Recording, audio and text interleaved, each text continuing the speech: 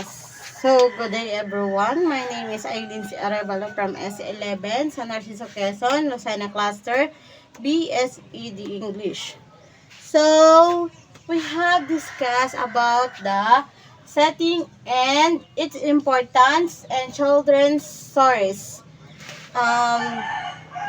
We have an objectives here. At the end of the lesson, the student should be able to number one is define setting and literature. Okay. And number two is identify the elements of settings.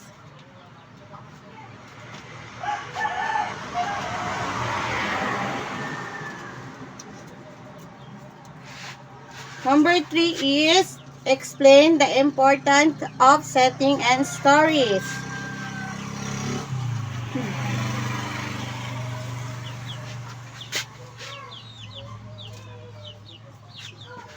Number four is analyze how setting affect characters and events.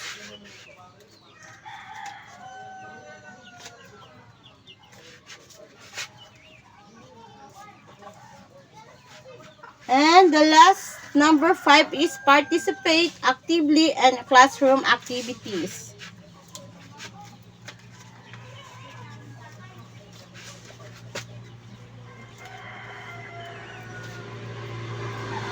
And our learning competency, identify the setting and explain its importance and literacy text. So, we have a motivation and introduction. So, good day class. Let us imagine this situation. What if the stories of Cinderella happened in a modern day Philippines instead of castle? Would the story feel different? Okay, very good. The place and time a story can change the mood, actions, and experience of character. This is what we call setting. Today, we will learn about the setting and importance and children's stories. So, we have elements of the settings. Elements of the setting is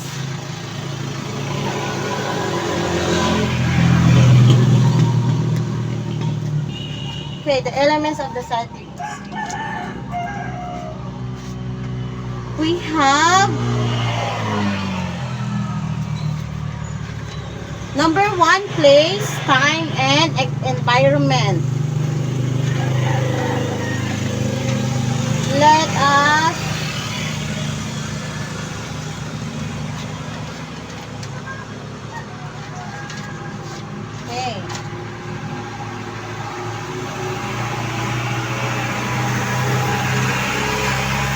the place is meaning. Okay.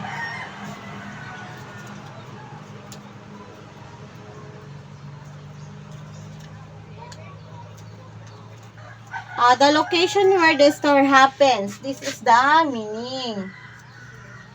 Example is school, forest, castle, city, or a province. This is the example.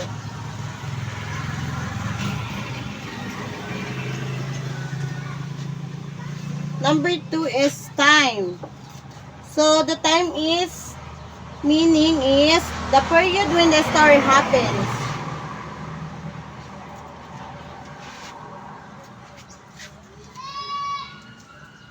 An example of this is morning, nighttime, mode, day, ancient time.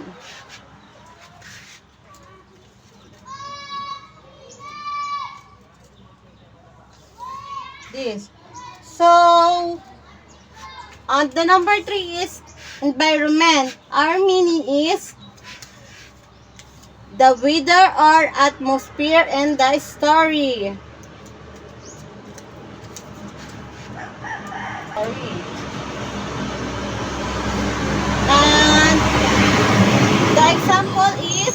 rainy, sunny, peaceful, and scary.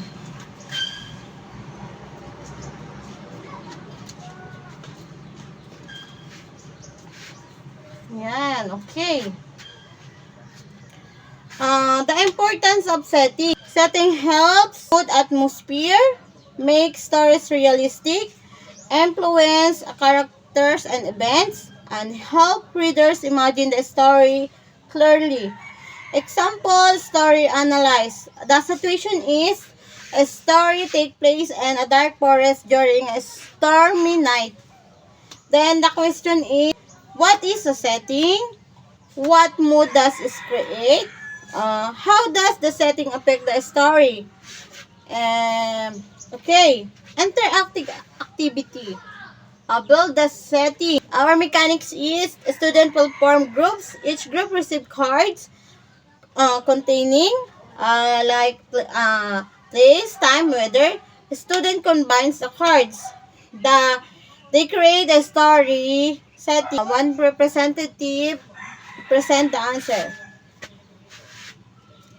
Okay, class, again, what is setting? Okay, the setting is the time and place of the story.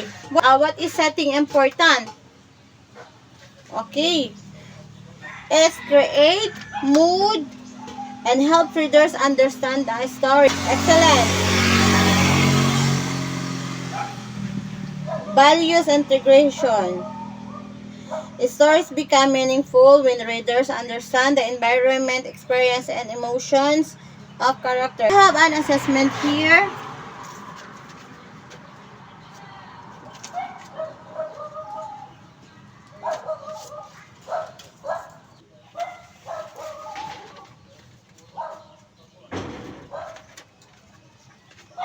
So,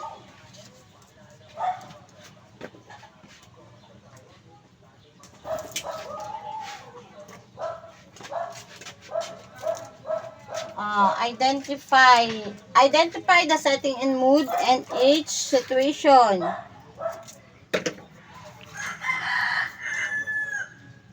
Okay. A story happens in a quiet library during a rainy afternoon. What is the setting? Okay, the setting is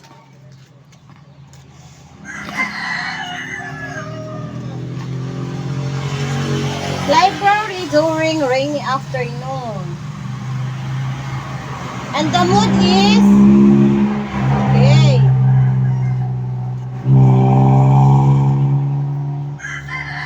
Calm or a peaceful.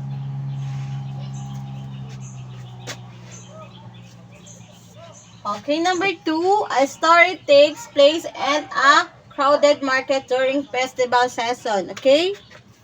What is setting? Okay. The setting, market during a festival. What is the mood? Okay. Exciting and lively.